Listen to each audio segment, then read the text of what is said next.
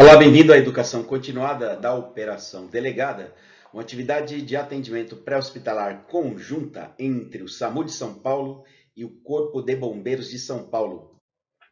Meu nome é Claudinei, sou enfermeiro com especialização na área de docência para profissionais de enfermagem e emergências e cuidados intensivos, instrutor do Núcleo de Educação Permanente do SAMU São Paulo. Estou como interlocutor da Operação Delegada, que é uma atividade conjunta entre o SAMU da cidade de São Paulo e o Corpo de Bombeiros de São Paulo. Faremos um estudo de caso com a finalidade de rever os pontos principais da avaliação da vítima na emergência clínica e os dados necessários para a passagem de caso para o médico regulador na Central de Comunicação do SAMU São Paulo. Nossos objetivos nesse módulo de ensino são avaliar o resultado da análise primária e secundária do paciente na emergência clínica e executar de forma sistematizada a passagem do caso para o médico regulador na Central de Comunicação do SAMU de São Paulo. Normalmente somos acionados com base em informações coletadas pelo técnico auxiliar de regulação médica, que atua como atendente na Central 192. Temos aqui uma ocorrência fictícia AM1072, 25 de novembro de 2023, era um sábado. O paciente estava na Rua Santa Clara 82, no edifício Paris, Vila Zelina. É do sexo masculino, tem 55 anos de idade. O porteiro do edifício é quem fez a ligação. Informa que a vítima está consciente, com queixa de dor abdominal no interior de apartamento, no terceiro andar de um edifício residencial. Isso às 14 horas e 45 minutos. Nossa Central 92 atua seguindo um fluxogramas de atendimento previsto no protocolo chamado protocolo DEM. É uma forma sistematizada de coletar informações e, ao mesmo tempo, oferecer procedimentos de segurança, inclusive o tratamento inicial de pacientes. Então, na verdade, o atendimento 192 começa logo na chamada de emergência. E a partir das informações coletadas, são estabelecidas classificações de risco. Nesse caso, foi o porteiro que acionou o SAMU. Ele tinha poucas informações do paciente. Ele estava consciente ainda, mas com dificuldade de comunicação. Também as informações prestadas geraram uma classificação muito baixa, chamada classificação A, dentre 5 classificações previstas por níveis de gravidade. As classificações de menor complexidade serão atendidas pelos profissionais que atuam na operação delegada no SAMU da cidade de São Paulo. Baseado nessas informações de despacho da ocorrência, a expectativa da equipe é encontrar um paciente dentro de um apartamento, num edifício residencial, consciente com dor abdominal. Normalmente estaria sentado ou deitado, aguardando a chegada da equipe de atendimento pré-hospitalar. A chegada ao local da ocorrência já apresenta aos socorristas algumas dificuldades. Não existe acesso para a ambulância no interior da edificação.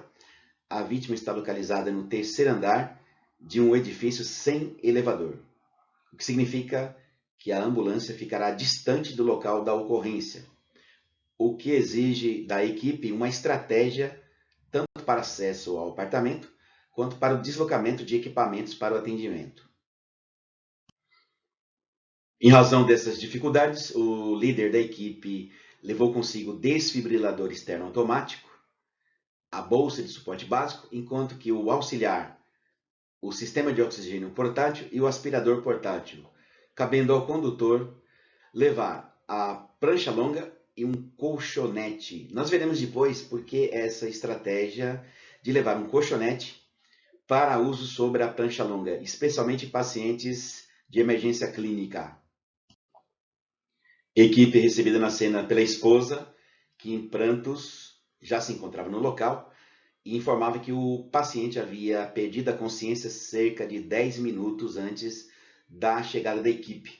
Essa primeira impressão é importante, porque já influencia, inclusive, na análise primária.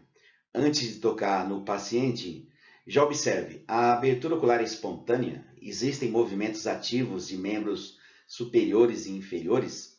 A partir do momento que eu emito um estímulo verbal, eu já posso perder pontuações importantes nessa avaliação. O que se observa é um paciente decúbito dorsal em cena, olhos fechados, não há movimentação ativa de membros superiores e inferiores. Há a possibilidade ali de que seja vômito do lado da face e também há um obstáculo para a respiração de vítimas inconscientes, que é um travesseiro colocado debaixo da cabeça. Óbvio que, durante a interação com o telefone 192, o nosso técnico auxiliar de regulação médica, ele forneceu algumas informações de segurança. Por exemplo, é normal, no desfecho da ocorrência, informar: mantenha o paciente longe de animais domésticos. Se ele estiver inconsciente, mantenha-o em decúbito lateral, para evitar broncoaspiração. Caso ele seja consciente, mas comece a vomitar, lateralize a face para evitar broncoaspiração. Óbvio que nesse caso, como foi o porteiro que fez a ligação, pode ser que essas informações não sejam transmitidas de forma adequada ou compreendidas por esse solicitante. Sugerimos que, atuando na equipe da operação delegada, você se apresente do seguinte modo: diga que é um bombeiro, seu nome, atuando no SAMU da cidade de São Paulo. Nesse caso, coube ao bombeiro Carlos essa apresentação. Acalmou o familiar presente, sob o nome dela, nome do paciente e a idade foi confirmada. Diante da inconsciência constatada logo de imediato, verificou-se a necessidade de descartar qualquer possibilidade de trauma associado, como, por exemplo, queda da própria altura, inclusive com a possibilidade de trauma de crânio ou coluna vertebral. Nesse caso, a acompanhante disse que não, que ela estava presente no momento da inconsciência. Então veja que a análise primária, ela inicia com a primeira impressão e as primeiras informações sobre o paciente na cena de emergência. Líder e auxiliar da equipe abordaram a vítima e constataram a inconsciência mediante 3 estímulos auditivos e táteis. Anteciparam a checagem de respiração e pulso. Então temos um paciente inconsciente com sinais vitais. O condutor que está livre deve fazer um contato com a SECOM, passar informações preliminares e solicitar o apoio necessário. Então temos aí um paciente do sexo masculino, 55 anos, inconsciente, com sinais vitais e confirmando o local, no interior de apartamento no 3º andar de edifício residencial. O envio de SAVE-CIV será determinado ou não pelo médico regulador da Central de Comunicação do SAMU de São Paulo. Vamos revisar alguns atos que fazem parte da análise primária do paciente. Esse paciente estava inconsciente e foi antecipada a checagem de sinais vitais, a fim de que, no menor tempo possível, fosse instituída a RCP no caso de parada cardiorrespiratória. Nesse caso, retomamos a avaliação pela letra A. Lembre-se, o paciente estava inconsciente com um travesseiro debaixo da cabeça, que foi logo removida pelos membros da equipe. A cavidade oral foi inspecionada e não havia resíduo de vômito, nem de sangue, nem a necessidade de aspiração, prévia à manobra de liberação da via aérea. Porque se ela fosse feita sem esse cuidado, poderia haver broncoaspiração. A técnica de liberação de via aérea pode não ser totalmente útil para manter o afastamento da língua da garganta. Por isso que sempre que houver a oportunidade, haverá um emprego da cânula orofaríngea, que foi tentada a utilização. Porém, no momento da inserção, houve uma contraindicação, que é justamente o reflexo de vômitos, que ainda se encontrava presente. Nesse caso, foi mantida o tempo todo a manobra correta para a liberação da via aérea, técnica de inclinação da cabeça e elevação do mento, que pode ser feita por um socorrista posicionado lateralmente ou por um socorrista posicionado detrás da cabeça do paciente. O que muda é somente a posição das mãos. A técnica prevê inclinação total da cabeça para trás, elevação do queixo, abertura da boca do paciente. A responsabilidade da avaliação e determinar os cuidados que o paciente deve receber é do líder da equipe. Então, o líder segue uma sequência chamada ABCDE, onde busca encontrar problemas que poderiam levar em risco a vida do paciente em curto prazo e corrigi-los.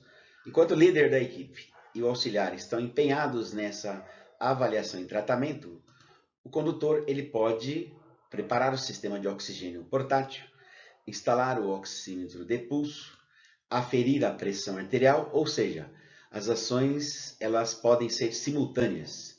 Enquanto que alguns serviços de atendimento pré-hospitalar limitam a ação do condutor por não ser um profissional de enfermagem, na operação delegada, ele tem as atribuições tanto quanto dos outros profissionais empregados no atendimento. Ele está apenas numa função específica de condutor, mas pode auxiliar em todas as ações que forem necessárias para o atendimento do paciente. O resultado da análise primária mostrou o seguinte: paciente inconsciente e com sinais vitais. Na parte de via aérea, havia um comprometimento da garganta pela própria língua desse paciente. Então, foi feita a inspeção da cavidade oral. Não havia secreções, foi aplicada a manobra correspondente para a liberação da via aérea, que para o caso clínico, sem suspeita de lesão de coluna, utilizou-se a manobra de inclinação da cabeça e elevação do queixo. Porém, a cânula orofaríngea não pôde ser aplicada devido a reflexo de vômito. Na letra B, respiração, havia expansão bilateral de tórax com uma frequência ventilatória de 10 movimentos respiratórios por minuto, mas olha só, uma saturação de oxigênio de 85%, abaixo de 90%. Abaixo de 90%. Estou repetindo porque esse dado é importante para a tomada de decisão para a oxigenoterapia nesses pacientes e também nos pacientes com suspeita de acidente vascular cerebral. Nós falaremos adiante sobre esse tema. Na parte de circulação, a frequência cardíaca estava no limite para a faixa etária em repouso, com 100 batimentos por minuto, e havia pulso radial palpável bilateralmente, além do que o retorno sanguíneo estava eficaz no teste de perfusão capilar, menor que 2 segundos, aferida nas duas extremidades. Na parte de temperatura, umidade e coloração da pele, notou-se cianose labial, palidez e sudorese. Palidez e sudorese é típico no paciente com infarto agudo do miocárdio. Guardemos esses dados. A avaliação neurológica do paciente de emergência clínica prevê 3 itens de avaliação. A aplicação da escala de coma de Glasgow. Nesse caso, ele reagia à dor, a estímulo doloroso aplicado com a resposta na abertura ocular, porém não havia nenhuma resposta verbal.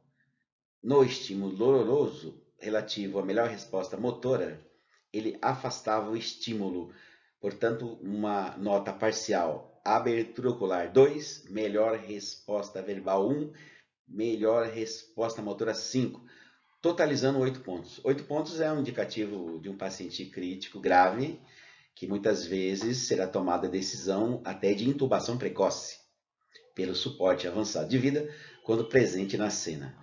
As pupilas apresentavam-se isocóricas e fotorreagentes, e durante o período de observação, em que o paciente ainda estava consciente, o familiar relata que não apresentava nenhuma alteração que se enquadrasse na escala de AVE de Cincinnati.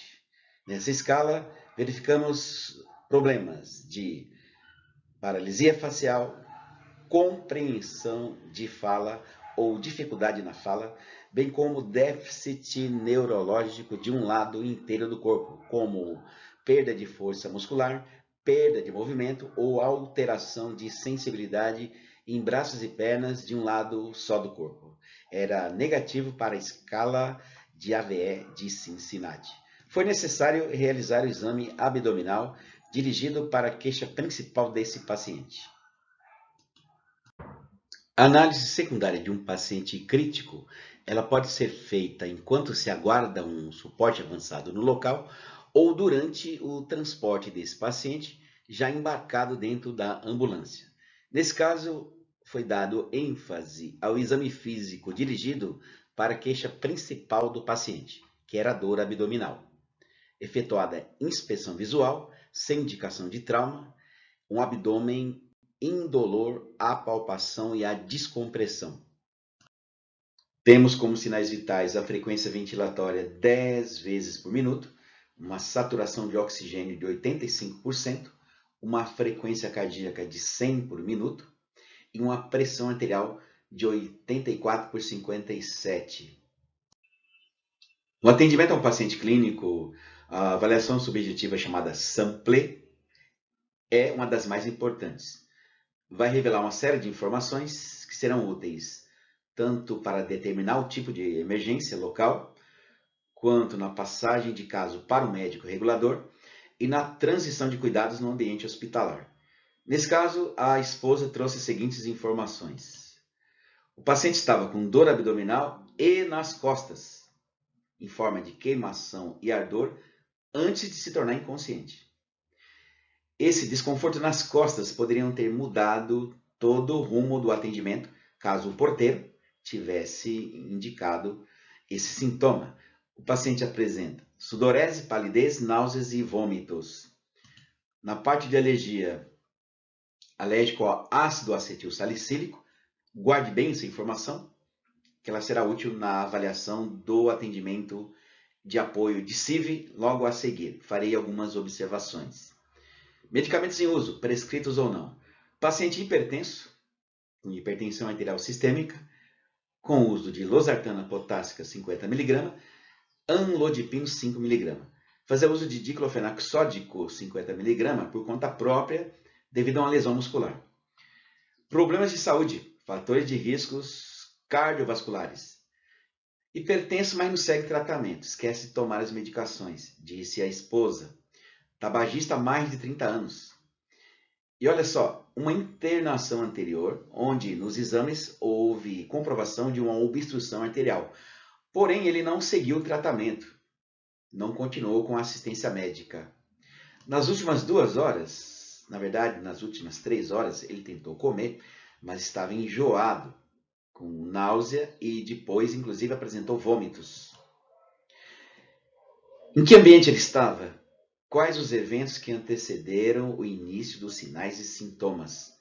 Ele assistia TV quando começaram os demais sinais e sintomas, 2 horas antes do chamado da emergência. Então, durante o pouco tempo em que a esposa permaneceu com o paciente consciente, ela obteve essas informações, o que não foi revelado de imediato pelo porteiro, que foi o solicitante do serviço do SAMU São Paulo.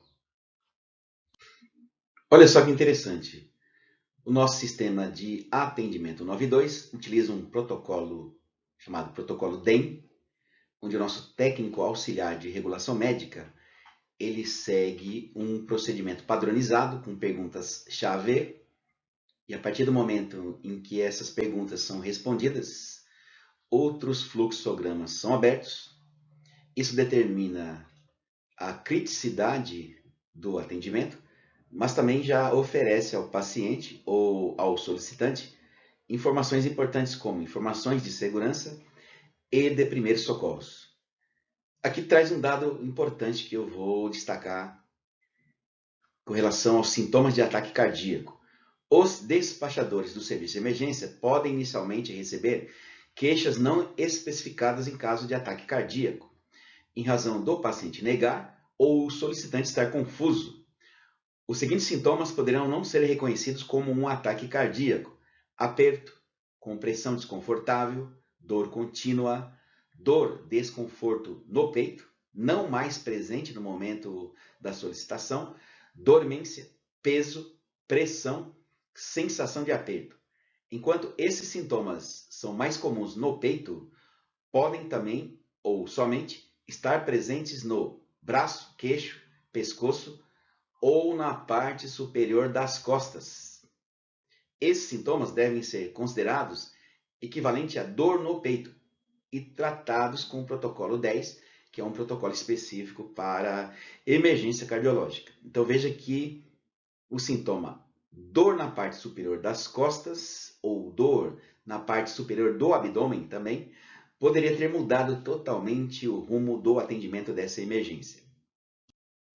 A passagem de caso para o médico regulador é o momento em que se transfere a esse profissional informações importantes da avaliação do paciente. É necessário utilizar a canaleta de rádio específica para falar com o respectivo profissional da sua região operacional. Lembre-se que existem várias ocorrências em andamento, então procure identificar o prefixo da AM da operação delegada, nome do líder da equipe. Faça um breve resumo para o qual você foi acionado. Nesse caso específico, fomos acionados para um paciente consciente com dor abdominal no interior de apartamento. Sexo masculino, 55 anos. No local, a vítima estava inconsciente há cerca de 10 minutos da nossa chegada. Escala de Glasgow mostrou as seguintes alterações: abertura ocular, 2 pontos. Melhor resposta verbal, 1 ponto. Melhor resposta motora, 5 pontos. Pupilas isocóricas e fotorreagentes, negativo para Cincinnati, de acordo com informações obtidas do familiar presente. O familiar presente também relata que, em exame anterior, foi constatada uma obstrução arterial coronariana, porém o paciente não seguiu o tratamento. É hipertenso, crônico, com uso de losartana potássica, 50 mg, e amlodipino, 5 mg. Tabagista mais de 30 anos, fator importante de risco cardiovascular. Apresentava, durante o período da consciência, um desconforto abdominal e torácico, inqueimação, sudorese, palidez e teve 2 episódios de vômitos antes de se tornar inconsciente. Os sinais vitais são mencionados como frequência respiratória 10 vezes por minuto, saturação de oxigênio 85%, frequência cardíaca 100 batimentos por minuto e uma pressão arterial de 84 por 54. Faço também um relato do que foi executado. Esse paciente foi mantido em decúbito lateral esquerdo com oxigênio-terapia por cateter. Vamos lembrar que é decisão do médico regulador, com base nessas informações, decidir pelo apoio de SAVI ou CIV, mas nesse caso, devido à proximidade de 4 minutos do Hospital Júlio de Mesquita, foi considerado como custo-benefício para o paciente o transporte imediato para essa rede hospitalar. Vamos destacar 2 situações de risco encontradas nesse paciente durante a avaliação secundária, especialmente relativo à sigla SAMPLE, quando se trata de pesquisa de alergias. Esse paciente era alérgico a ácido acetil salicílico. Essa substância é um antiagregante plaquetário, reduz a formação de coágulos, portanto, de primeira escolha para emergência cardiológica, especialmente pacientes com dor torácica. Um medicamento administrado pelo CIV, quando houver autorização pela regulação médica. Nesse caso, pacientes alérgicos ou com história de sangramento não pode receber essa medicação. Também ele é utilizado via oral, através da mastigação. Então, a condição do paciente é que vai definir a utilização ou não desse tratamento medicamentoso. Outro risco a ser considerado é a administração de altas taxas de oxigênio para pacientes com suspeita de infarto agudo do miocárdio. A saturação de oxigênio elevada, ou hiperóxia, produz nos pacientes em geral vasoconstrição sistêmica, o que pode ser um fator de agravamento para quem já tem obstrução coronariana. Quando se fala de vasoconstrição sistêmica, as artérias coronárias também sofrerão constrição, diminuindo o fluxo sanguíneo no miocárdio. Nesse caso, temos que manter a saturação do paciente não mais que 90%. Como ele estava com 85% de saturação, optou-se por um cateter tipo óculos, que é um equipamento para distribuição de baixo fluxo, até 6 litros por minuto.